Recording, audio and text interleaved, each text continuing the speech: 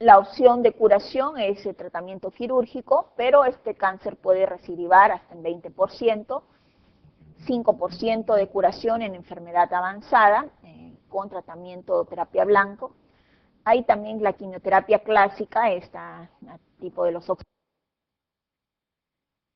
Después tenemos el cáncer del remanente gástrico.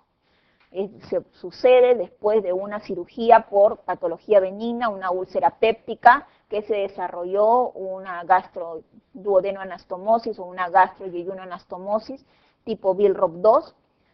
Se habla de que esto se debe a la presencia inflamatoria de gastritis alcalina en la zona de la anastomosis. La clínica en general es inespecífica y solamente se puede detectar tempranamente si el paciente acude a sus controles periodos, pero fíjense, va en un intervalo desde 5 hasta los 25 años posteriores a la cirugía gástrica benigna. Hay que hacer diagnóstico diferencial con secuelas post-gastrectomía por adherencias. Lamentablemente, como son síntomas generales, leve disconfort, el paciente acude a la consulta ya cuando está avanzado, ¿no? Muchas veces ya irresecable.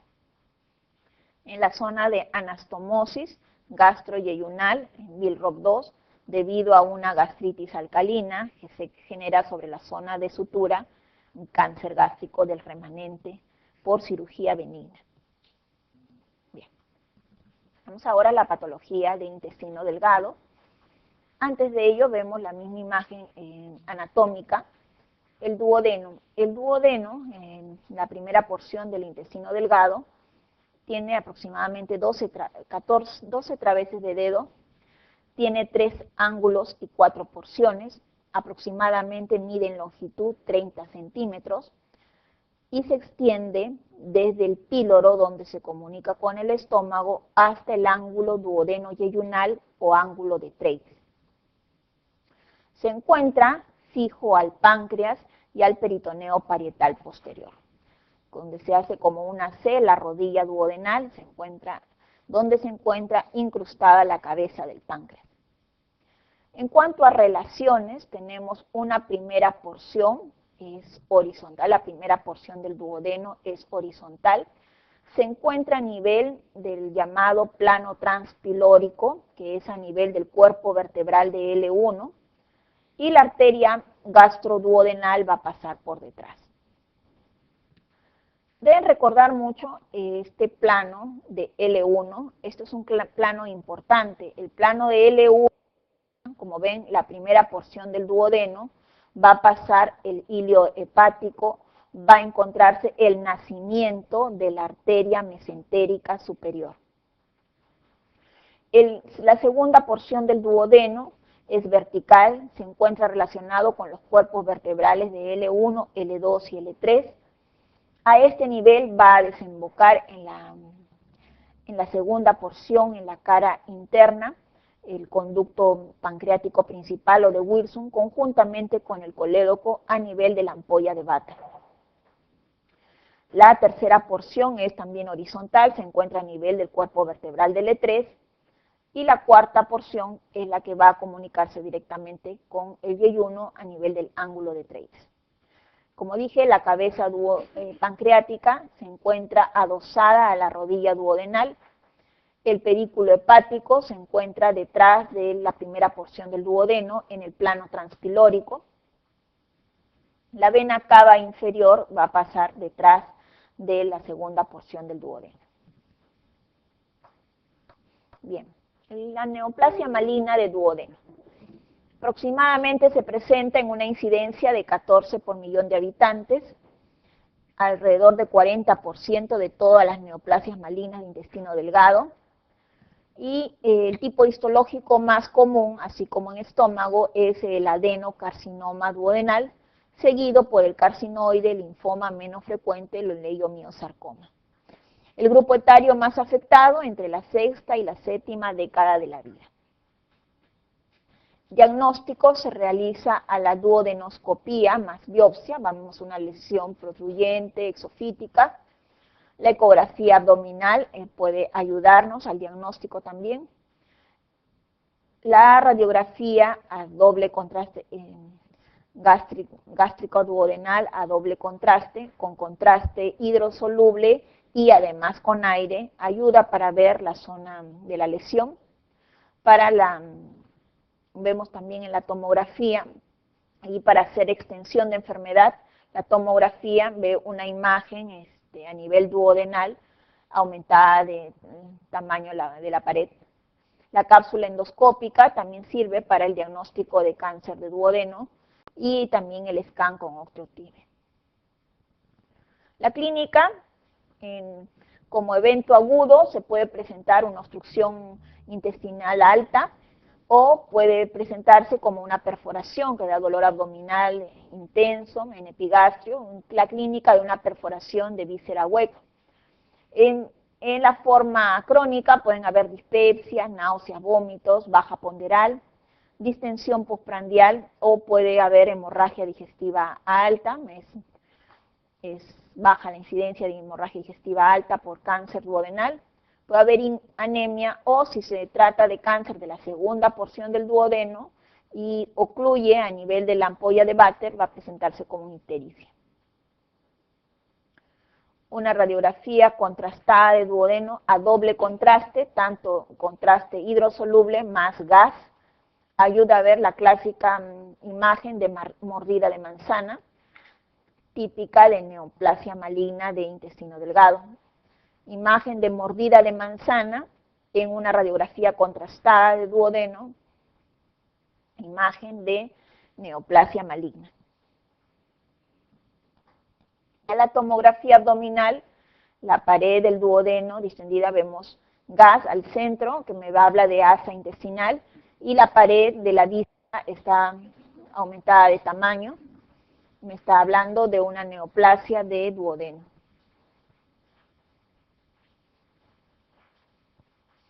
El tratamiento, cuando la enfermedad está localizada al duodeno, el tratamiento curativo es quirúrgico y consiste en la resección completa con márgenes negativos.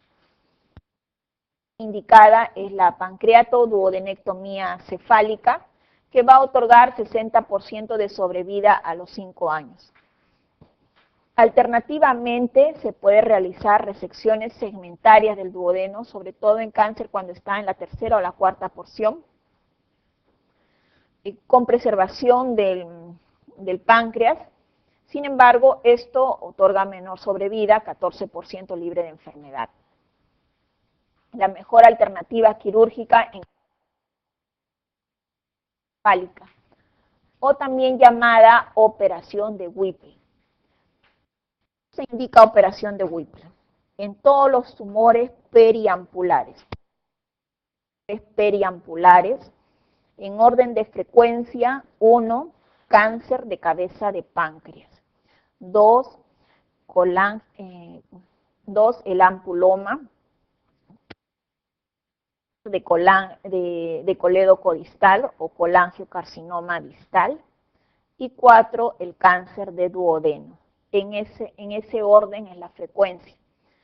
Para estos 4 tumores periampulares está indicado como tratamiento quirúrgico curativo la operación de Whipple, que es la duodenopancreatectomía cefálica. Entonces, aquí tenemos, si la lesión está periampular,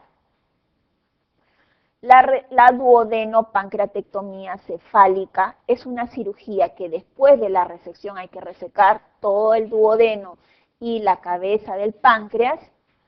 La reconstrucción va a incluir 3 anastomosis. Una anastomosis gastroyeyunal, una anastomosis hepático-yeyunal o anastomosis en cirugía biliodigestiva y otra anastomosis pancreático-yeyunal. Entonces, una pancreático-yeyunal, una hepático-yeyunal y una gastro-yeyunal. 3 anastomosis, lo cual hace una cirugía en estas 3 anastomosis. La pieza operatoria, la cabeza del páncreas, todo el marco duodenal, incluyendo el píloro. Y la reconstrucción, 3 anastomosis: gastroyeyunal, pancreático yeyunal y hepático yeyunal. Como terapia paliativa o terapia posterior a la cirugía, se puede utilizar la radioterapia o la quimioterapia. Estos tumores son quimiosensibles y se puede utilizar la doxorubicina, el fosfamida o el metileno. Son alternativas. Tratamiento oncológico cuando se da antes de la cirugía para tratar de reducir masa. Esto hablamos de tratamiento de neoadyuvancia antes de la cirugía. Cuando hago la cirugía y yo doy un esquema de tratamiento quimioterápico, hablamos de terapia adyuvante. Bien. Y en el resto de tumores de intestino delgado ellos corresponden a 5% de la patología maligna de todo el tracto gastrointestinal. En Estados Unidos 4 por millón, es más frecuente en la raza afroamericana. Levemente más frecuente en los varones, 1.5 es 1, y el grupo etario más afectado de 50 a 70 años. En las neoplasias malignas, lo más frecuente en intestino delgado, de lejos, lo más frecuente el adenocarcinoma. El miosarcoma, el liposarcoma, fibrosarcoma, neurofibroma, los angiosarcomas, los linfomas o los tumores estromales, los GIS. Ahora, más frecuentemente, en primer lugar, en el ilion. En intestino, sí. Carcinoide, primer lugar, apéndice. Segundo lugar, en el ilion. Tercer lugar, de intestino delgado, tenemos Crohn, sobre todo en ilion. Crónica, que asocia también a neoplasia maligna del intestino. La poliposis, bueno, en primer lugar, pero también está asociada a múltiples intestino delgado. El segundo síndrome de herencia en colon, el cáncer colorectal no polipósico hereditario, también está asociado a cáncer de intestino. Y el síndrome de Peutz-Jeghers, que está asociado a pigmentaciones mucocutáneas asociados a pólipos amartomatosos en todo el tracto digestivo y mayor incidencia de neoplasias malignas en el tracto digestivo y en mujeres en endometrio y en ovario. Bueno, como acá hay dos entidades hereditarias de cáncer de colon, es de naturaleza adquirida, o sea, un cáncer que nace de novo, aquellos que se diagnostican por encima de los 50 años. Menos del 30% el cáncer de colon es hereditario. En ese menor porcentaje de cáncer de colon hereditario tenemos lo más frecuente es por la poliposis adenomatosa, síndrome de MAP. Tanto Lynch como MAP son autosómicos recesivos. La poliposis adenomatosa familiar es una enfermedad autosómica dominante. Bien. En tumores malignos de intestino delgado tenemos la clínica, va a estar en relación al tumor. En el ampuloma va a ser más frecuente la ictericia y sangrado en la melena. En el tumor carcinoide, lo propio del síndrome carcinoide, rubor, es la síntoma más frecuente, pueden haber diarreas. En el linfoma puede haber diarrea, fiebre y baja ponderal. En liposarcomas pueden dar obstrucciones intestinales. El síndrome de Peutz-Jeghers, que les dije, pólipos amartomatosos en todo el tracto digestivo, mucocutáneas. El liposarcoma va a generar hemorragia digestiva alta y este mismo puede presentarse. Los exámenes de laboratorio vamos a encontrar en la hemoglobina anemia microcítica,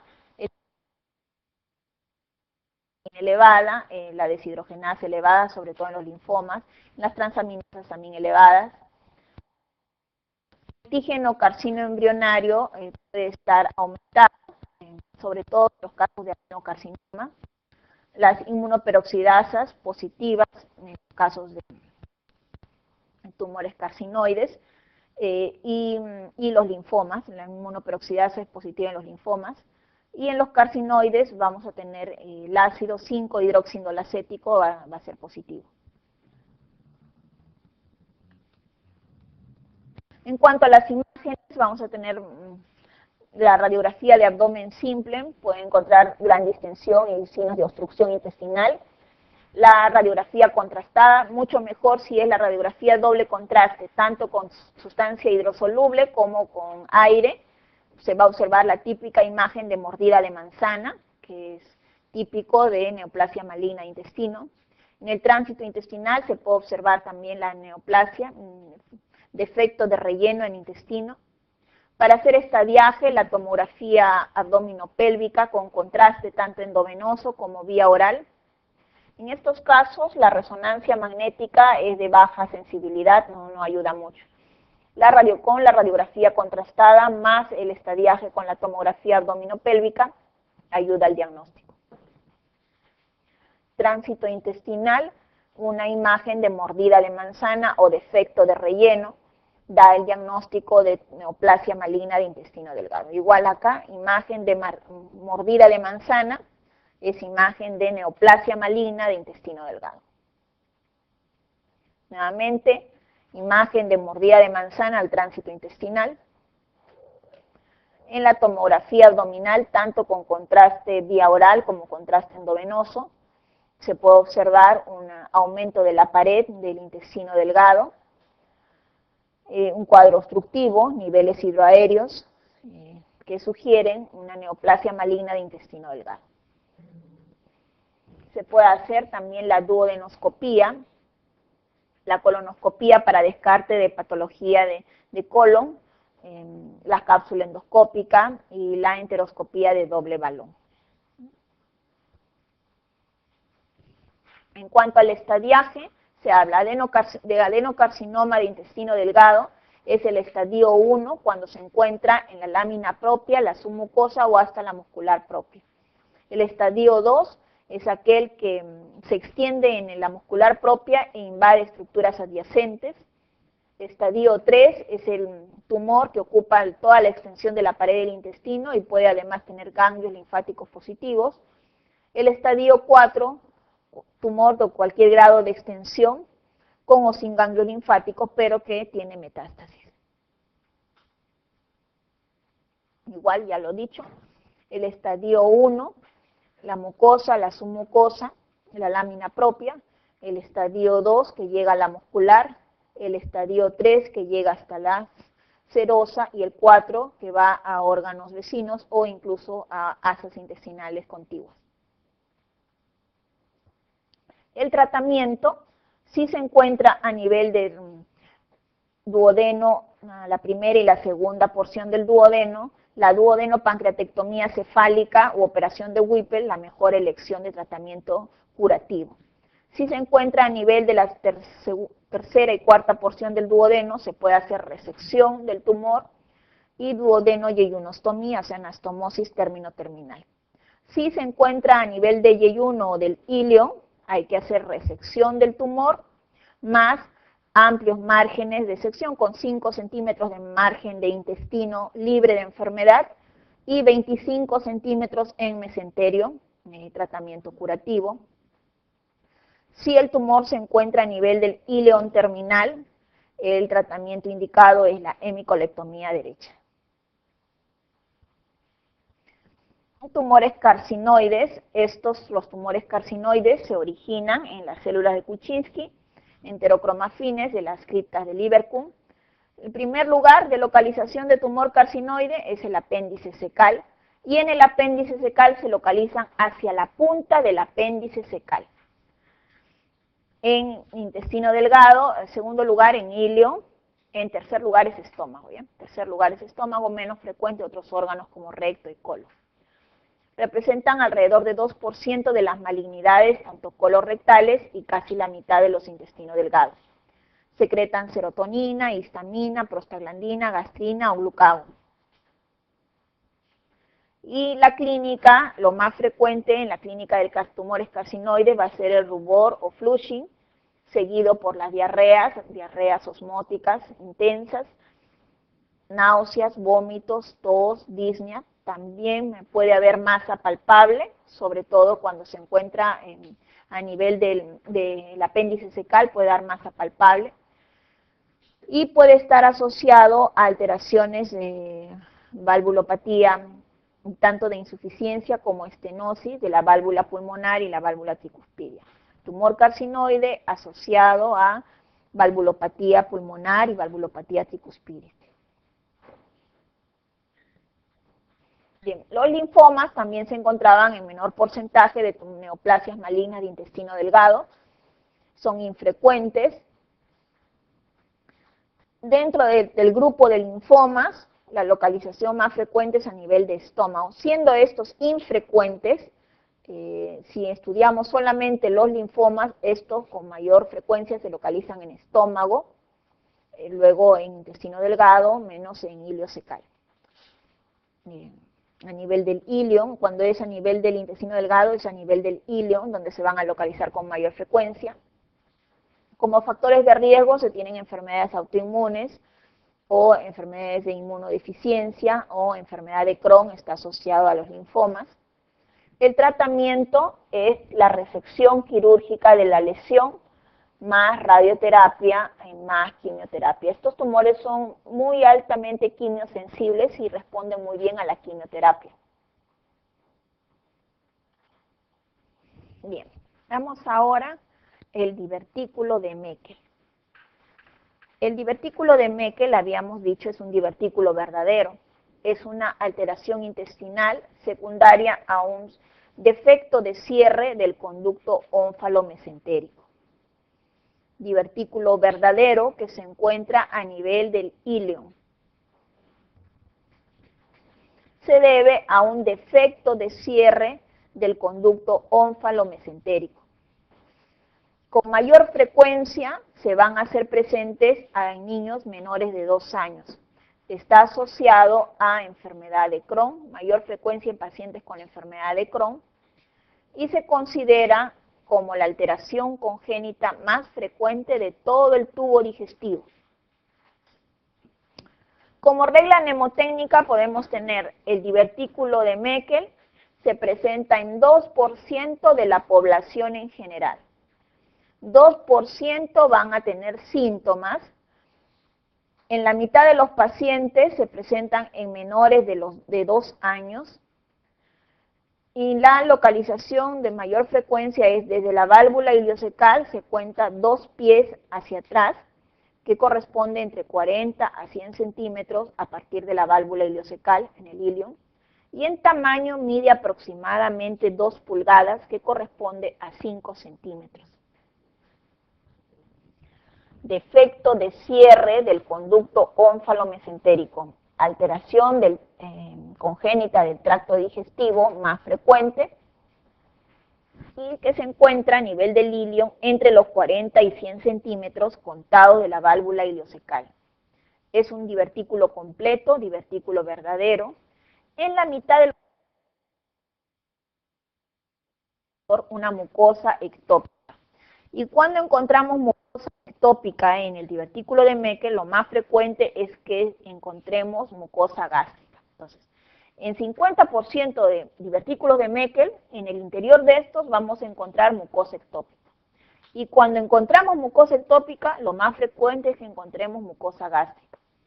En menor porcentaje, acinos pancreáticos, glándulas de Brunner, mucosa colónica, tejido hepatobiliar. Estos se van a encontrar a nivel del borde antimesentérico del ilion. Vemos allí un divertículo completo de Meckel. El tratamiento es la resección y la anastomosis. Si se abre el divertículo, en la mitad de ellos encontramos mucosa gástrica ectópica. En cuanto a la clínica, la mayoría de ellos son asintomáticos, solamente la mitad de los pacientes abdominal sin causa, náuseas, vómitos, puede presentarse como hemorragia digestiva baja, hematoquesia, melena, o simular cuadros de apendicitis con menor frecuencia. Cuando el divertículo de Meckel se introduce en una hernia inguinal, estamos hablando de la hernia de Littré. Entonces, la hernia de Littré es una hernia inguinal en cuyo contenido encontramos al divertículo de Meckel. Bueno, en los recién nacidos se van a presentar clínicamente como obstrucción intestinal, como un vólvulo, como una invaginación. En niños pequeños tenemos sangrado intestinal bajo, no doloroso, hemorragia digestiva baja. En niños más grandes puede encontrarse diverticulitis que simula una apendicitis. El diagnóstico de divertículo de Meckel se puede hacer a la gammagrafía con tecnesio 99, a la tomografía abdominal o también al tránsito intestinal. La gammagrafía con tecnesio se va a poder observar la zona de mayor captación de tecnesio que hace el diagnóstico de divertículo de Meckel. A la tomografía abdominal se va a hacer una zona obstructiva a nivel del intestino ilial. Y al tránsito intestinal se puede observar una pequeña divertículo que depende del ilion, divertículo de Meckel. El tratamiento es la resección, la diverticulectomía, la resección del ilion y anastomosis término-terminal.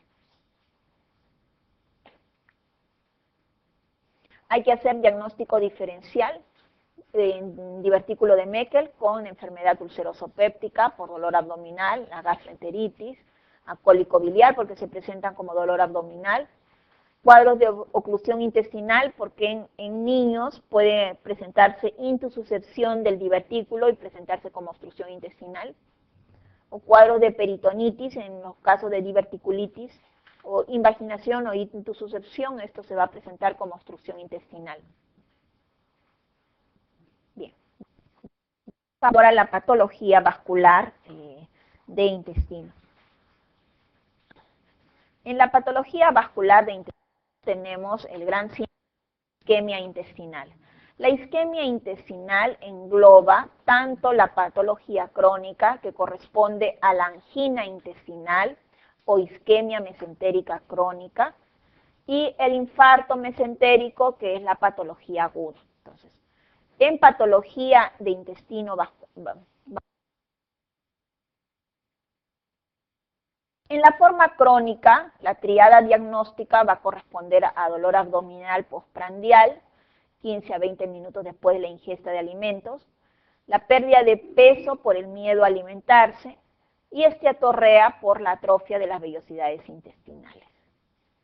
Generalmente esta angina mesentérica se debe a estenosis de la arteria mesentérica superior, que puede estar asociada a estenosis tanto del tronco celíaco como de la mesentérica inferior.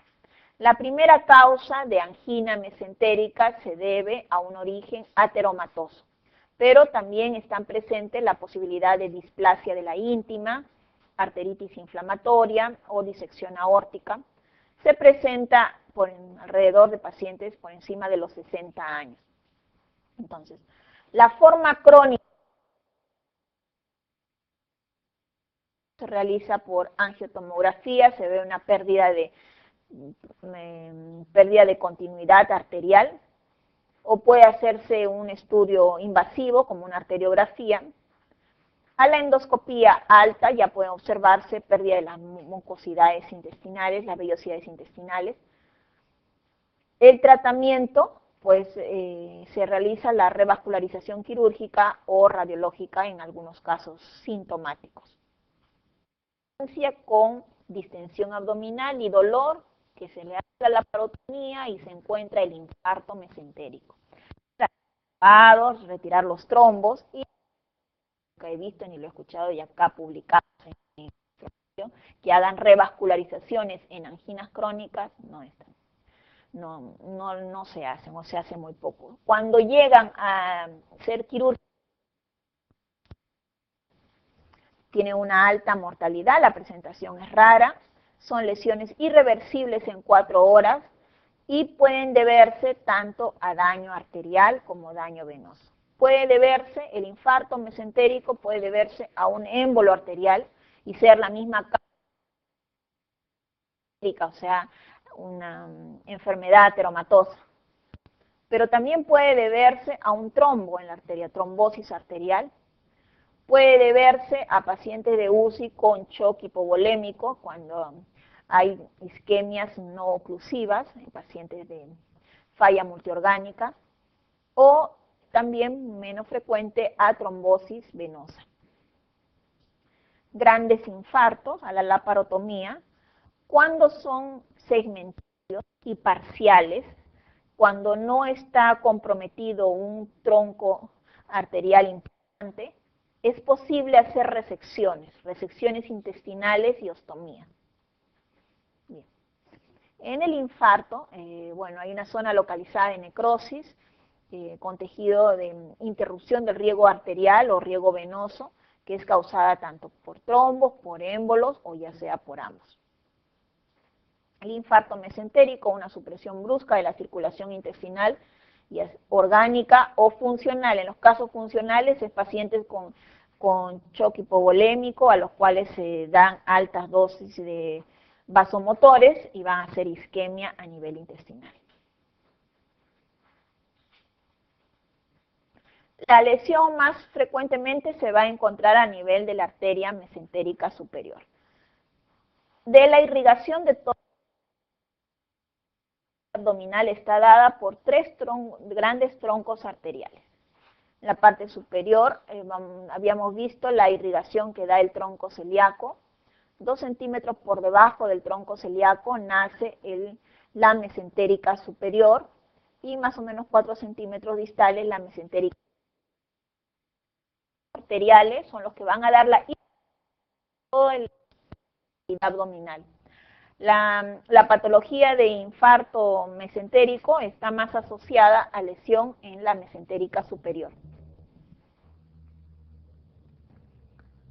Bien, habíamos dicho la etiología puede ser orgánica, émbolo arterial o venoso, o puede ser funcional en casos de shock hipovolémico. En la etiología arterial, lo más frecuente es por embolia, pacientes con arritmia, con trombosis, aterosclerosis o enfermedades del lupus eritematoso sistémico o panarteritis nodosa. En las causas venosas, en estados de hipercoagulabilidad, déficit de antitrombina 2, cuando hay éstasis del riego esplácnico, cuando hay hipertensión portal, la hipertensión portal genera trombosis portal y trombosis del tronco, todo el eje espleno portal, espleno mesentérico, y puede generar infarto mesentérico. La clínica es más frecuente en los varones entre la 5ª y 6ª década de la vida, con antecedentes de fibrilación auricular, antecedentes de coronariopatía, aterosclerosis o antecedentes de embolias. Hay una primera fase, un primer periodo en el cual hay dolor periumbilical de fuerte intensidad, asociado a síntomas generales como náuseas, vómitos. Puede haber diarrea sanguinolenta o simplemente al tacto rectal se observa heces sanguinolentas. El paciente se encuentra en posición antálgica y no hay signos de irritación peritoneal en esta primera fase. En la segunda fase hay dolor, el dolor va a disminuir, el paciente va a comprometerse hemodinámicamente, hipotensión, taquicardia, va a haber mayor distensión por el hilo dinámico y disminuyen los ruidos hidroaéreos. Hasta aquí se puede ofrecer tratamiento quirúrgico a la laparotomía. En la tercera fase es el periodo irreversible, el paciente se encuentra en shock, va a la falla multiorgánica, la fase es tóxica, fiebre, puede haber irritación peritoneal y sepsis abdominal. En este periodo ya el paciente se encuentra en estadio premorte. Los exámenes, va a haber leucocitosis, como el paciente se encuentra deshidratado, va a haber aumento del hematocrito, la fosfatasa alcalina y las amilasas, acidosis metabólica con hiperlactacidemia, aumenta el lactato. A la radiografía de abdomen simple podemos encontrar neumatosis, aire en la pared del intestino delgado, signo de neumatosis, signo de infarto mesentérico. A la arteriografía hay interrupción súbita de la arteria, sobre todo, como dije, lo más frecuente, la mesentérica superior. Pueden haber émbolos fragmentados o múltiples defectos de relleno en ramas periféricas, estos son de mejor pronóstico, cuanto más distal es la rama comprometida. Distensión de asas, no hay aire en la ampolla rectal y niveles hidroaéreos. A la laparotomía se encuentra infarto, en este caso es un infarto segmentario, se puede hacer resección de la zona infartada y ostomías. La embolia arterial es de inicio agudo, antecedente de fibrilación o grandes ateromas aórticos, dolor intenso periumbilical, el dolor visceral de inicio. Puede estar asociado a accidentes cerebrovasculares al mismo tiempo en 20% de casos. Esta es una patología más extensa. Cuando se encuentra,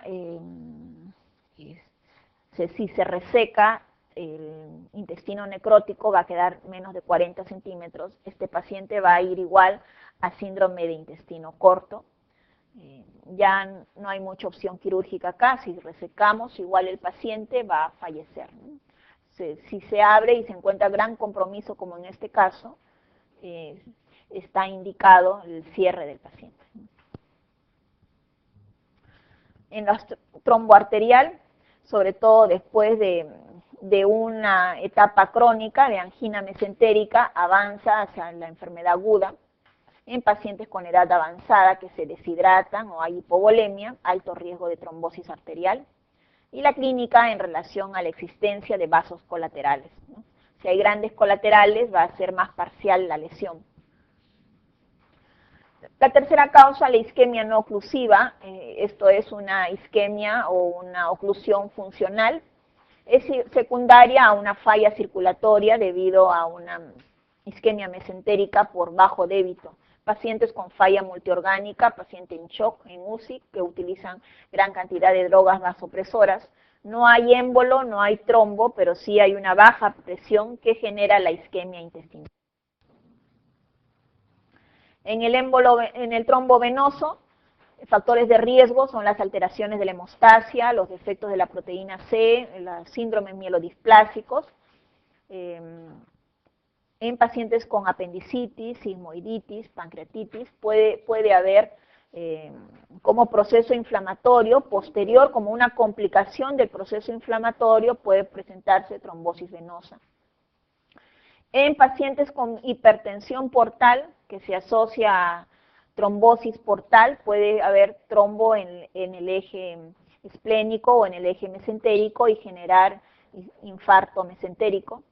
En el embarazo puede presentarse también trombosis venosa por compresión de la vena mesentérica superior por una masa, es lo mismo caso del embarazo. En el laboratorio se encuentra la acidosis metabólica lactacidémica, la deshidrogenasa láctica está elevada, y en el hemograma vamos a encontrar la hemoglobina elevada con leucocitosis. En las imágenes, la angiotomografía, hay una disrupción o pérdida de la continuidad de las arterias, sobre todo las ramas de la mesentérica superior, que se va a corroborar a la angiografía. A la tomografía van a observar distensión de las asas, la pared de las asas intestinales delgada,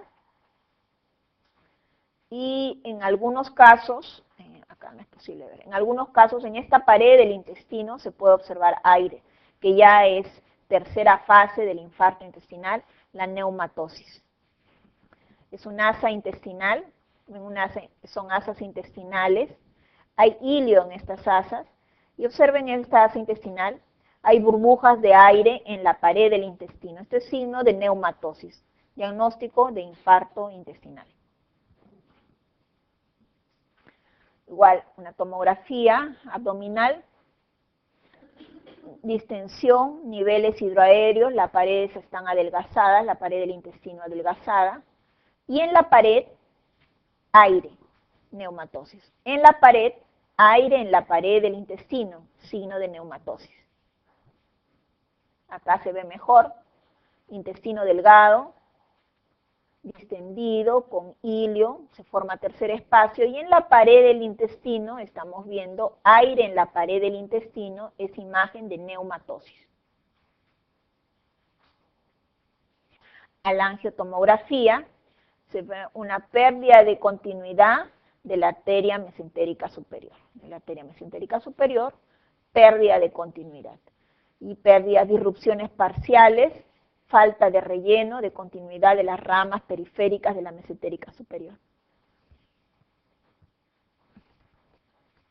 Bueno, como premisa, la rapidez del diagnóstico va a condicionar el pronóstico. Ven que en las horas va avanzando.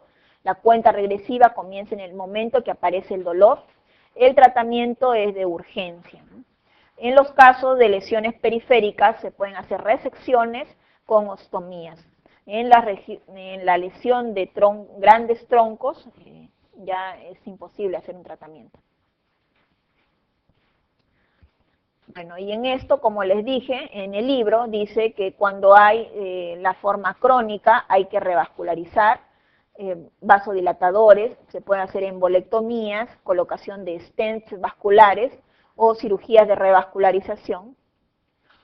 Y en los casos muy comprometidos, cuando hay necrosis, el infarto mesentérico, laparotomía, resecciones intestinales más ostomías.